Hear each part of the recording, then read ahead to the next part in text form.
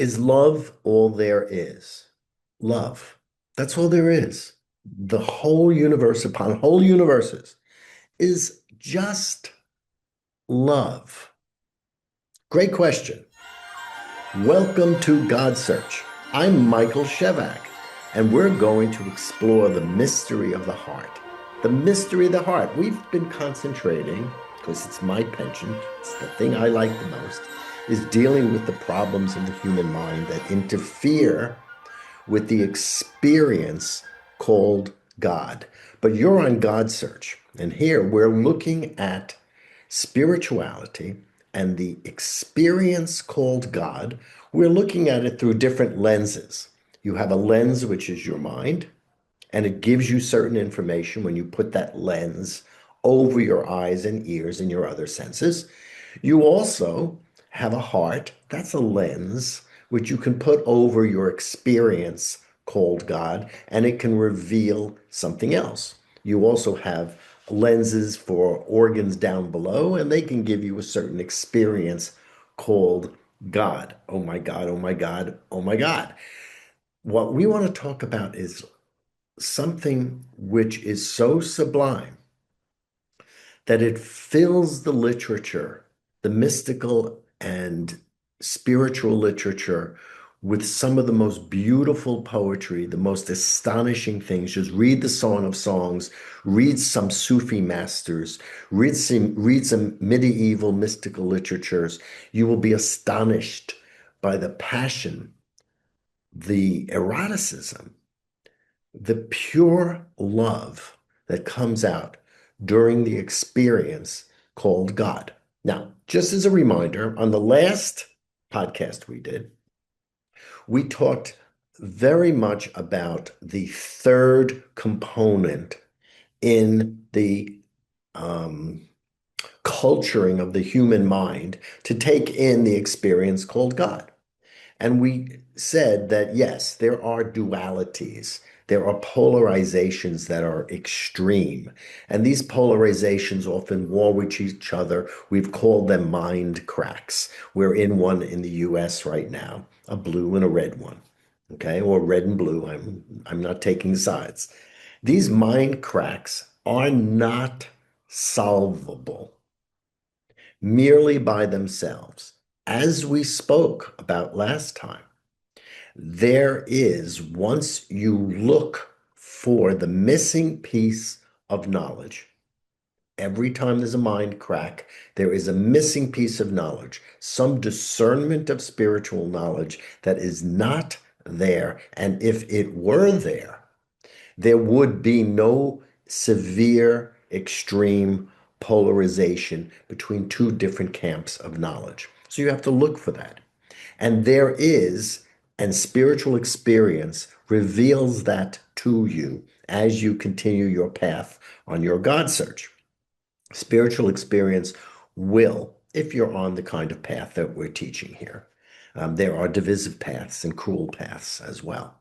And they will also are lenses that one can place on the experience called God and create a kind of radically different kind of good for yourself. But we said that these mind cracks are not solvable without additional knowledge. But that additional knowledge comes from the fact that behind our ordinary rational mind, behind the way we usually think, the kind of either or processing, there is a larger field, a larger mind, a divine mind, a yogic mind. Some people will call it a mind of Christ when they take Christianity and they move it into more New Age philosophies. Whatever you call it, a higher mind. That's one that's used a lot in Alcoholics Anonymous. Whatever you call it, it's a mind that's beyond the cracks. Now, how do you get there? Well, first you get there by letting go of a mind crack, admitting that the mind crack exists, daring to let it go, seeking the knowledge, the missing knowledge that is keeping these two opposed ideas in you and ripping you apart, because that's what happens when you have a mind crack. You become actually two different personae, two different people playing a role of two different views. And in the old cartoons they had when I was growing up, there'd be a devil on one side, an angel on the other side, which you could easily flip. But you don't want to be cracked, and you want to get to that mind which is higher and more developed, and which is a fountain of inspiration and a fountain of knowledge. This is the deepness of the spiritual experience when you transcend and begin to transcend. That's a good word. The duality of everyday polarization and mind cracks. Now, how do you get there? The beautiful thing is you're already there.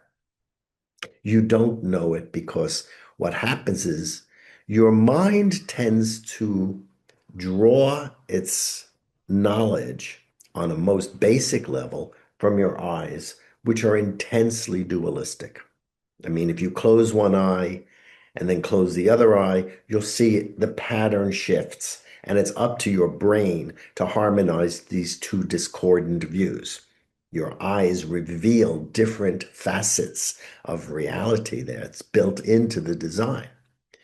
But there is another lens that you can place on yourself, and that is the willingness to open your heart. Your heart is not like kidneys. You know, there are two of them. It is one incredible organ, central. It's like the tree of life in the Garden of Eden. It's central to who you are. And that centrality is even more amazing when you realize it has four chambers. Each of the cardinal directions that we can possibly witness in our usual frame of mind. There is another cardinal direction that we don't notice called time, and there are others beyond that that are beyond our ability as human beings to fully witness and participate because our nervous system at this moment in our evolution is rather primitive. But the heart being this unification of all the major directions to human awareness, and the heart, which is also core and central, is itself in its form, in its very positioning in the body, an indication of its importance. Now, if you have a mind crack and you wish to open up to a mind which is greater than that, a higher mind, a mind which is prophetic, which is the source of inspiration, an angelic mind, call it anything you want, a guided mind. There are so many words for it in the spiritual marketplace that you can go crazy and not be absolutely certain about what you're getting. You know, you can't be. It's very, very difficult. But if you want to get there, calm your mind down a little bit when you have these mind cracks and open your heart. Open your heart. And what is this thing? In other words, you want to experience love, which is one of the attributes of God. As you go on your life experience and as you have a deeper experience of good or God, you will have that awareness that there is this loving tissue and loving component to who we are. And it's the deep, deep sense of solidness upon which really the spiritual experience stands. But in order to get there, you have to take the little step forward to calm your mind down and open your heart and dare to put a different lens on that is a more unified lens. You got like kidneys, you have two lobes up here. In fact, there's an expression in, I think it's in Psalms or Proverbs, where the Lord tries the reins, REINS, which is your kidneys, and it has two lobes down there for filtering your experiences, as your brain is always filtering experiences and trying to sift through what you're going through and trying to cull some knowledge out of it to guide you. The heart is unified, and the minute you open the door to a feeling of desire for love, the love knocks on your door. It's not that you decide to feel love and you force love in. This is kind of like quantum mechanics and non-locality. It's not that you shove the love in. It's that you decide to open it up, and the love that is already there and non-local all around you can now simply have a place to go, a place to represent itself, hyphen present itself. And the love can enter, it can put its foot on the doormat, say welcome, and you can begin to experience it. Now, as you continue your God search and your spiritual path, you're going to have a sensation which is so deep and so profoundly loving, and increasingly so, because it is like anything on your God search. As you open up and as you develop your skill, you can do better. It's a golf game. You have to practice your drivers, you have to practice your putting, and you have to get out there and walk and keep walking until the game improves. You will notice there is such a depth of experience of love, so way beyond mind cracks, so way beyond something you would call mind, okay? Way beyond a higher mind, that you would actually be tempted, if not completely inspired, to say that God is love, which is one of the most terse and absolutely perfect phrases in any scripture. It's in the Christian scripture. God is love. 3 words. It's pretty amazing. Okay. Now, what they're saying, of course, is that God is experienced as love, and your experience of love is your experience of the Spirit of God, which is in you. Therefore, you experience yourself as, on some level, God. It's a fascinating kind of linkage, but that's really what we're saying. We're talking about, in Hebrew, the term is yadoa. It's knowing. It's knowing, where you impress yourself upon the other person and you sense the other person in you. All right. There's no mediation of your mind going in there and putting it in little compartments and boxes and pegboards and hanging things on the shelf. It's a direct knowingness. It's what Alfred Lord North Whitehead called prehension. He made up that term. You prehend it. You grab onto it and you own it. Was a wonderful book, 50 years ago, written "Stranger in a Strange Land," from that expression that the Bible has for Moses, which was talking about a Martian boy. Had my name, Michael. I always identified with him, and he came to Earth and he had the experience to grok, which was essentially what Whitehead's prehension was. You grab on with this kind of love, and the love vibrates, it merges, it resonates. That's a great word. It resonates. And whatever you are feeling love towards radiates love back. It it doesn't, there is no cycle. There's no even time delay. The amazing thing about the experience called love when you enter into your God search is that it's almost immediate reflection. It's not mediated by concept. It's not mediated by thoughts or emotional difficulties because of incongruities for different aspects of yourself that you're having difficulty stitching and sewing together. The love is immediate. The experience is so deep that one could easily come to the experience of asserting that God is love. I don't go that way. I'm still always maintain a bar of rationalism. I cannot even know what God is, who God is, and I have no idea whether in fact God does exist. I only know that the experience of increasing good for myself, others, all creatures, all of creation, that incredible experience that's in the literature that is equated with the presence of God, it's accessible. You can do it. You want to learn how to play golf, you want to learn how to type on a computer keyboard, you can learn it and you can have an experience called God because it is learnable. It is also teachable, though there aren't many people who know how to teach it, in my opinion. And do not take that as arrogance that I know how and they don't have. That's a long story. We don't want to go there.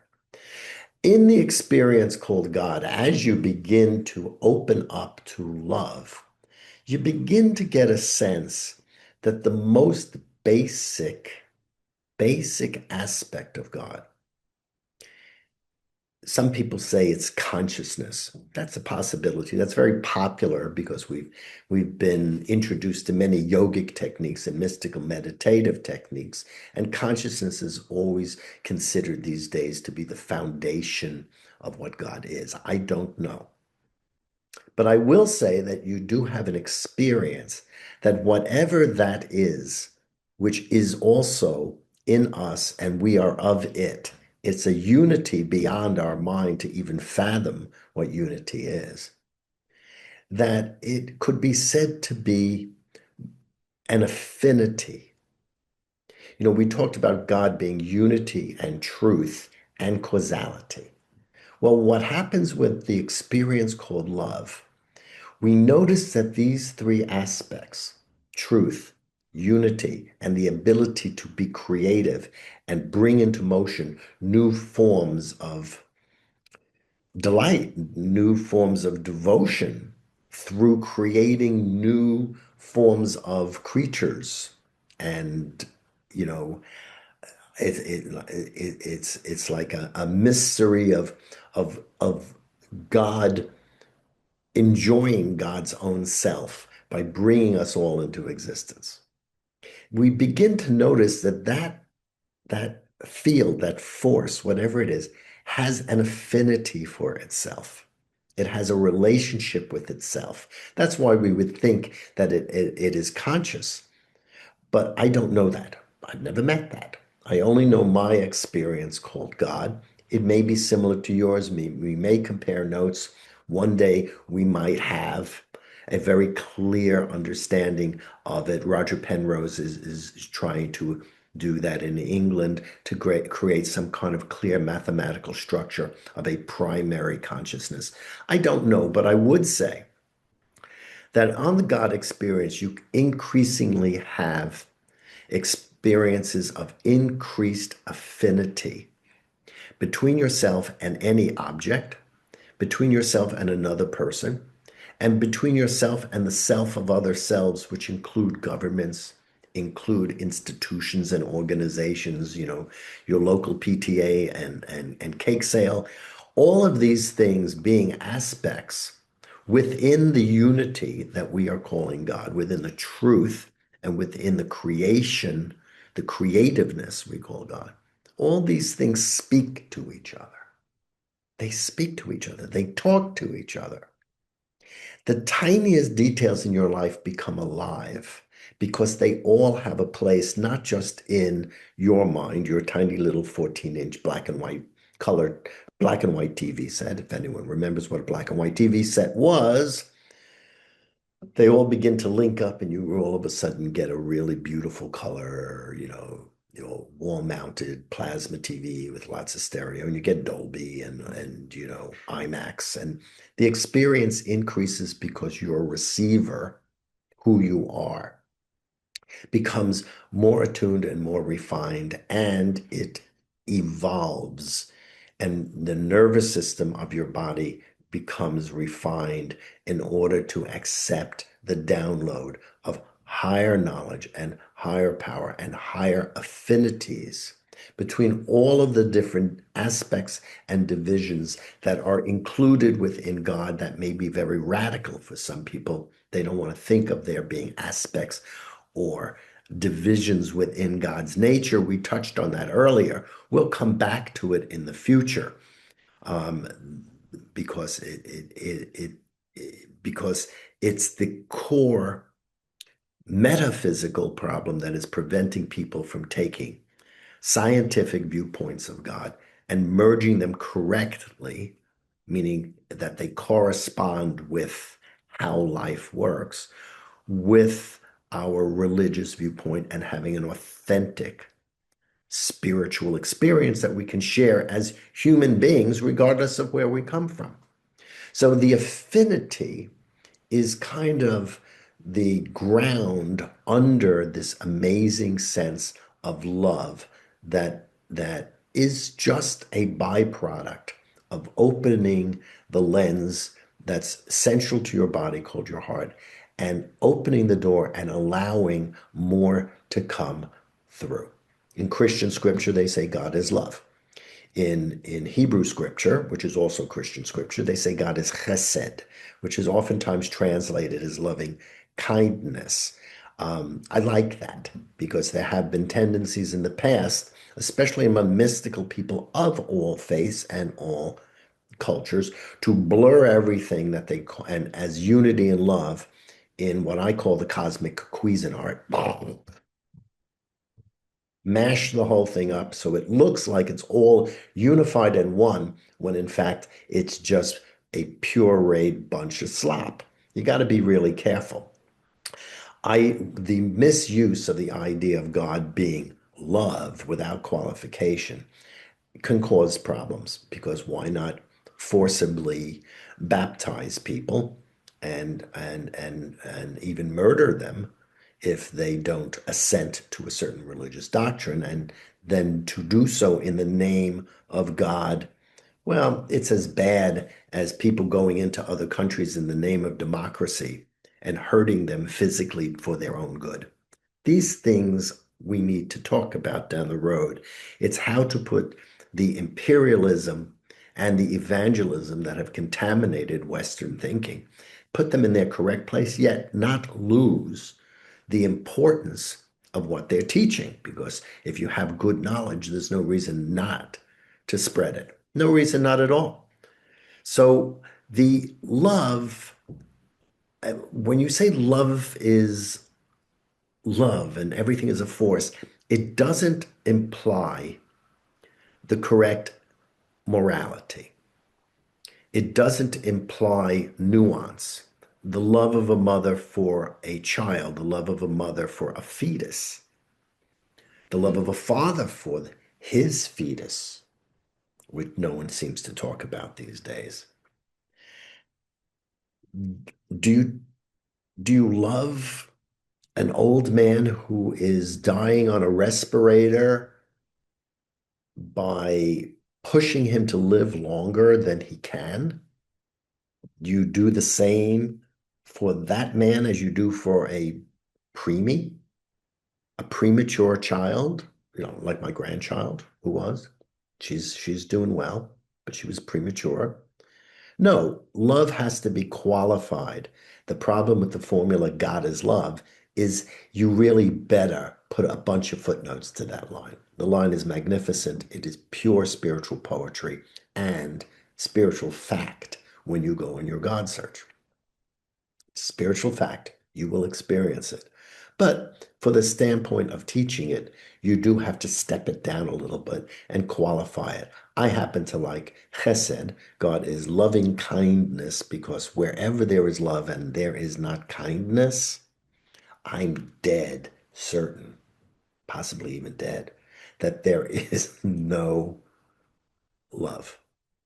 If there is love, it is only the beingness of God that within which we are experimenting, but it is nothing that would be love, that would be valuable for a human being. And as we said, there are two really realms that we're dealing with.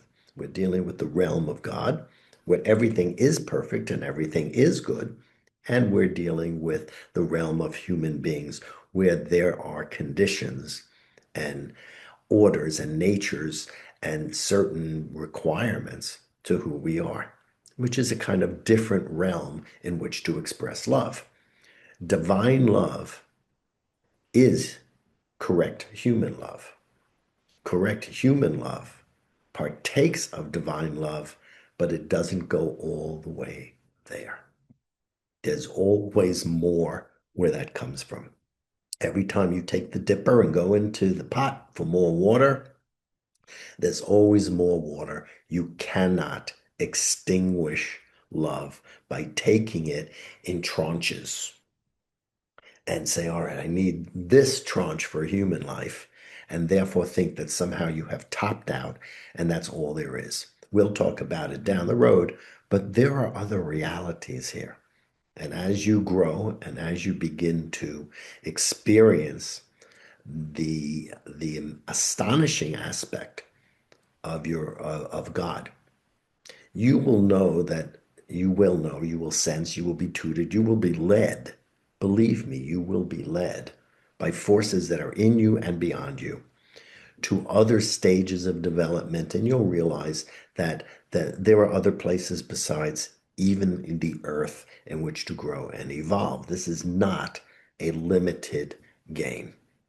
It is not a limited game.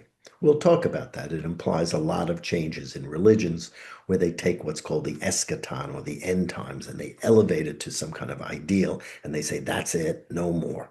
We'll get there. It's been a problem. Many, many religions and many idealist systems, including scientific and philosophical idealisms, have the same problem. Now, love is absolutely necessary if you're going to remove the kind of judgmentalism and cruelty of this world. It's absolutely essential. Only when you remove the poison around your heart, the pain around your heart, the hurt, is your mind free to be able to really experience an abandonment. Now, from the Latin, it doesn't mean you're lost all alone. It's you are without the normal boundaries. Abandonment means to be without boundaries. And without these boundaries that are the usual things that are hemming you in, you can't discern correctly. Only when you have a purified heart are you able to remove some of the baggage and be able to use your mind, your basic human mind, have it radiated upon by a mind that's higher than that, and you can gauge any situation properly, discern correctly the way to go, discriminate the polarizations from the original Latin, which means to remove the crime, meaning a depth of understanding that places each person in the right scheme of things, to discriminate. And then if you were given the task of being a leader in a society to actually be a judge and on a court, which is a tremendous responsibility, you would be able to actually discern more completely the right way to go in any situation that approaches us. The love is key. The love is key. The love, even for our enemies. Now, God bless him, when Charlie Kirk was killed, it was very sad, very, very sad. Just so sad to have such a young, vibrant life taken away. It's so sad. And his wife spoke at his memorial and asked to forgive that man who had hurt her husband and her family. It was an astonishing act of Christian virtue. Magnificent. Not unlike what happened when Pope John Paul II, there was an attempt to assassinate him. And he went to actually the prison where the guy was and personally forgave him. Now, after that, but that was an extreme virtue. But let's not get into a mind crack, because right after that, the president talked about the fact that it would not be his nature to forgive his enemies. Now, some people made jokes about that, okay? But why? You see, if love is love and love is the doorway and everything should be loving chesed, to be open, Why be kind to your enemies and facilitate their cruelty to you? Make them stronger, make them healthier. You see, love, when it is not properly applied for different circumstances, different venues, different valences. I like that term from chemistry, charges on particles, valences. Love becomes very confusing. So you cannot love your enemy in the same way that you love your own husband. And yet, one cannot have, certainly, a life which is dedicated to annihilating enemies wholesale without qualification, nor can one simply love the people who have abused you forever and, God forbid, through that misuse of spiritual abilities, keep yourself enslaved in a situation, let's say, that may have been abusive. I'm not saying that is the case for Mrs. Kirk. I am saying that that kind of love, not in its correct place, can be a very dangerous thing. It can be as dangerous as that kind of love that seeks to wipe out anyone who is an enemy without discernment. Both are prisons, both together create a mind crack, and both require a higher level of knowledge from a higher level of mind. And the doorway to that is an ever deeper sense of love. A love that is not just about one opinion or the other, but both opinions, either opinion, and beyond either opinion, and neither opinion. You see, the thing that both those opinions have in common, and we need to put our entire conversation today in its correct frame, is that Charlie Kirk, God bless him, is a child of God. Our enemy is a child of God. In order to properly love, our first reference point, our North Star, is to remind ourselves that these people we love and have been hurt, these people who have hurt us and we wish to hurt in return to stop them from hurting us as an act of love to protect those we love. It's very complex. All of these people are living, breathing individualizations of the mystery of the cosmos and beyond, as we spoke about earlier. It's in that sense we have to look at how to apply love. How to apply love to individuals. How do you love a teenager? God knows they become very, very impossible to love at certain phases in their life. And how do you love children? How do you love newborns? How do you love preborns? How do you love? How do you love? What is the mechanics? What are the nuances? How can we find the most effective kindness to amplify that divinity that may be love in toto? That's an art. And it requires us to take the two lenses, this lens and this lens, our mind and our heart, our discernment and nuancing intellectually, and combine it with the centrality and the four directionality of the heart into a single viewpoint that combines mind and heart. Mind and heart into another entity. So notice what we're doing here. And we've been doing it since GODSEARCH started. We are slowly taking these different viewpoints and different faculties, and we are winnowing through them. And we're getting clear about the essentials, and we're putting them in the correct place. Correct, from the Latin, to co-govern, govern together. And we're assembling a single view, a single ability to see life. We're removing the cracks in our window pane so we can look out and see what's out there rather than look at the cracks inside our mind, inside our heart, and inside our mind and heart when we try to bring them together. Now, go back and go to GODSEARCH, yourgodsearch.com, and go into the publication section.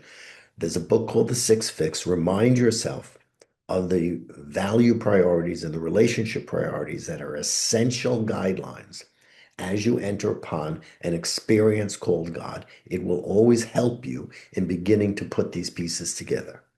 But right now, the most important thing to do is open your heart. Open your heart. Love. Dare to open up the chambers of your heart, all four of them. Imagine them reaching out into all of the four cardinal directions that exist. Imagine a heart that embraces the entirety of all of existence, and you've imagined the heart of God, as some people would say, the heart of God. Now, what is it? I don't know completely. Sorry. There may be other people who do. But open your heart and get it going, because by imagining this degree of love, you have opened up door after door, search after search, and you're not limited in the same way that you were before. That's the beautiful thing about love. It, it's like Mr. Clean Scrubby. I love those Mr. Clean Scrubbies, the white ones you can buy in the supermarket. They're absolutely great. It's a magic eraser. They call it the magic eraser. It's a magic eraser when you open your heart and open your love to whatever the problem is that you're having in your life. Open your heart to love and look for the love. If you look for the love, your God search will become turbocharged. If you look for the love, the conflicts in your mind will be removed. If you look for the love, the conflicts between different loves, loving this, loving that, and how to get them loving will be over. If you look for the love and include your love for yourself, relationship priority number one, you won't do what unfortunately ignorant religions have been doing, which is teaching people false martyrdom, you know, taking care of everyone in the entire world and not taking care of and loving yourself. That kind of false martyrdom out of a context which is grave in life and death is a dangerous aspect on the spiritual path. On the spiritual path, certainly at the beginning, when you begin your God search, selfishness is godishness. Sounds terrible because we think of selfishness as bad, right? But centeredness upon the self with a capital S is holy and good. Keep doing it. It will open doors and empower your God search. And thank you so much for spending more time with me. This is Michael Shevack. Please let your friends know, let your enemies know about God search. And I'm always happy to hear from you. So keep writing away as you've been doing. It's greatly appreciated. And of course, it's loved. Bye bye. See you next week. Wednesday, every Wednesday, about 5:45 a.m. Bye bye.